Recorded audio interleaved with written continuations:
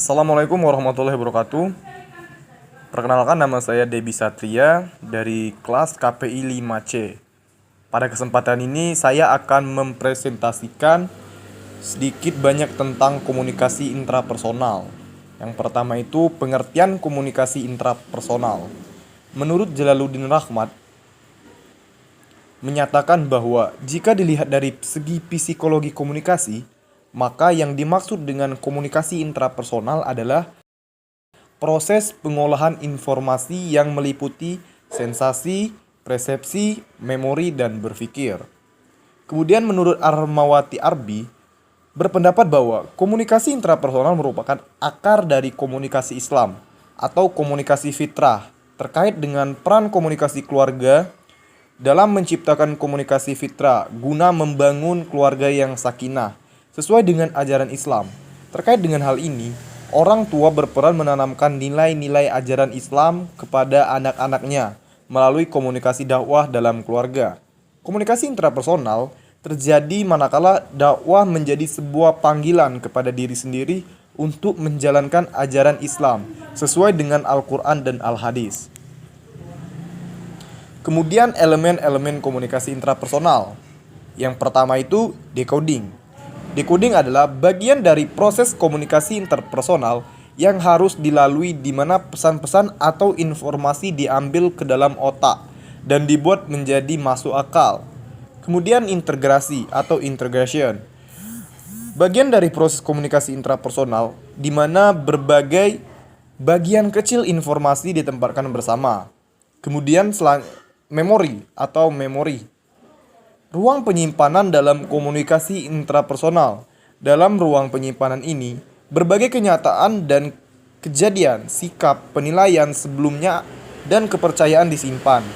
Memori melibatkan kemampuan untuk menyampaikan informasi dan memanggilnya kembali. Memori melibatkan kemampuan untuk menyimpan informasi dan memanggilnya kembali.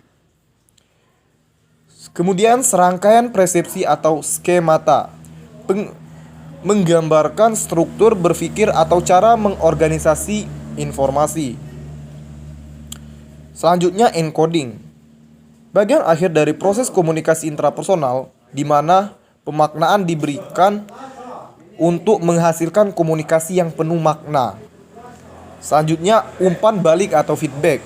Komunikasi intrapersonal juga memiliki umpan balik yang dinamakan umpan balik diri. Dan yang terakhir adalah gangguan. Gangguan adalah elemen lain dalam komunikasi intrapersonal, adalah interferensi atau gangguan. Berbagai bentuk gangguan terjadi ketika kita memproses beberapa informasi pada tingkat yang salah. Gangguan ini dapat menimbulkan hambatan-hambatan komunikasi. Poin selanjutnya adalah proses. Proses dalam komunikasi interpersonal itu yang pertama sensasi. Proses komunikasi interpersonal dimulai dengan adanya sebuah stimulus. Kemudian intrapersonal adalah reaksi terhadap stimulus yang dapat berupa stimuli internal atau stimuli eksternal. Seorang ahli komunikasi yang bernama Mark Knapp menunjukkan sebuah kerangka kerja yang berguna untuk memahami proses komunikasi intrapersonal.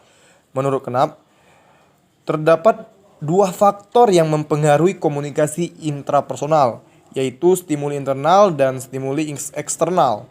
Stimuli internal meliputi motif-motif pribadi, sikap, dan konsep diri. Stimuli eksternal meliputi berbagai kejadian, objek, dan orang yang berada di luar individu. Seorang individu akan membentuk persepsi, perasaan, dan makna, penafsiran sebuah kesan yang dibuat tentang dirinya dan sekitarnya pada saat tertentu.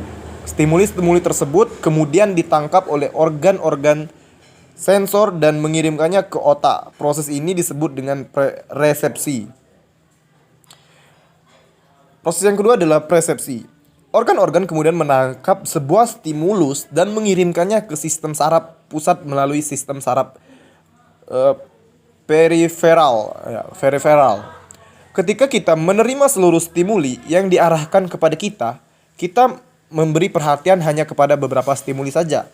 Hal ini disebabkan karena kita menerapkan persepsi selektif.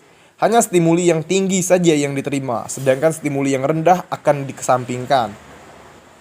Kemudian memori.